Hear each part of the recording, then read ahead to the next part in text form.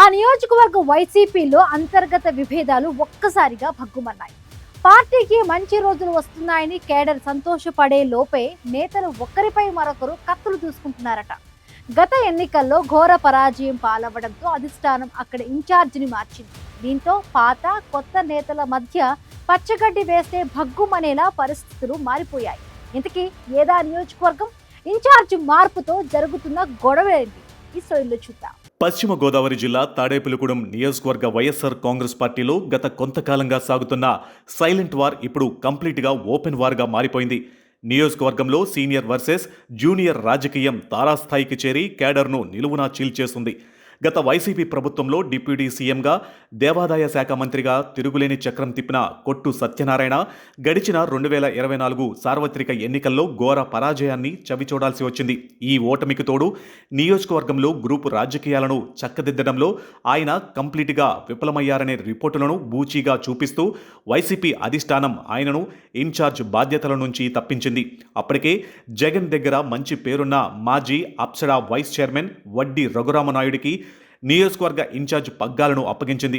పదవి పోయిన నాటి నుంచి కొట్టు సత్యనారాయణ తీవ్ర అసంతృప్తితో రగిలిపోతూ ఉండగా కొత్తగా కుర్చీ ఎక్కిన వడ్డీ రఘురాం తన ఆధిపత్యాన్ని నిరూపించుకునేందుకు దూకుడు పెంచడం నియోజకవర్గంలో పెను కలకలం రేపుతుంది.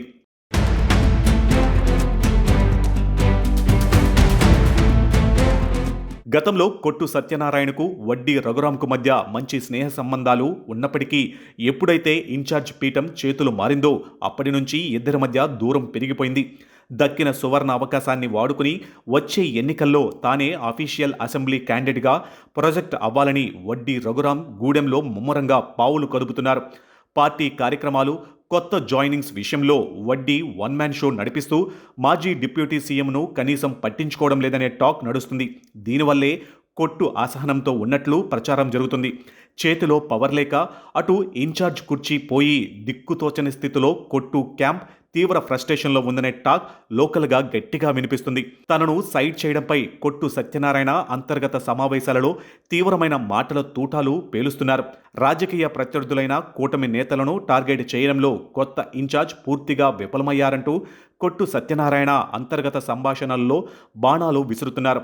చెప్పుడు మాటలు విని తనను ఇన్ఛార్జ్ పదవి నుంచి తప్పించి జగన్ పెద్ద తప్పు చేశారని, ఆ తప్పును ఆయన త్వరలోనే తెలుసుకుంటారంటూ మాజీ మంత్రి కొట్టు చేసిన కామెంట్స్ ఇప్పుడు గూడెం వైసీపీలో హాట్ టాపిక్గా మారాయి. కొట్టు వ్యాఖ్యలపై వడ్డీ రఘురాం వర్గం కూడా అంతే ఘాటుగా రియాక్ట్ అవుతుంది. క్షేత్రస్థాయిలో ప్రతాపం చూపించలేక ప్రజల్లో పట్టు కోల్పోవడం వల్లే అధినేత మిమ్మల్ని పక్కన పెట్టారని కౌంటర్ ఇస్తున్నారు. ఇప్పుడు నియోజకవర్గంలో పార్టీ పుంజుకుందంటే అది తమ పనితనమేనని వడ్డీ వర్గం చెప్పుకుంటుంది. సీనియర్ నేతగా పార్టీ బలోపేతానికి సహకరించాల్సింది పోయి పనిచేసే నాయకులపై సెటైర్లు వేయడం ఏంటని ప్రశ్నిస్తున్నారు. అంతేకాదు, పక్క నియోజకవర్గాలలో తోటి మాజీ మంత్రులపై దాడులు జరిగినప్పుడు పలకరించడానికి కూడా రాని కొట్టు సత్యనారాయణ ఇప్పుడు పార్టీ బలంగా ఉందని మాట్లాడడం హాస్యాస్పదమంటూ వడ్డీ వర్గం బాహాటంగానే విమర్శలు గుప్పిస్తుంది.